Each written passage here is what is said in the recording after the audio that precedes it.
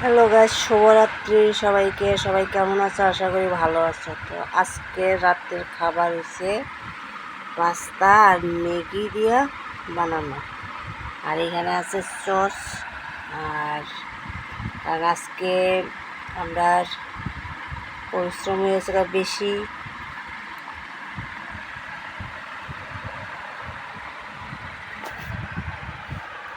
কারণ হচ্ছে আজকে আমরা দুপুরের খাওয়ার একটু দেরি হয়েছে।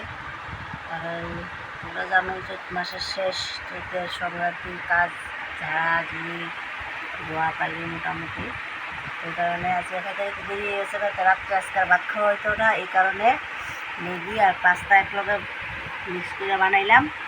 আর এই সসের বোতলটা বাড়ির থেকে আমাদের বাইরে দিছে এগুলো। তো ওখানে আমরা রাত্রে খাওয়া হয়েছে এটি খাওয়া আমরা যাবো বা নিদ্রা।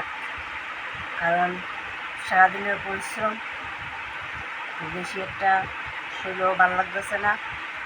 এই কারণে এতটুকুই। সবাই ভালো থাকো, টাটা।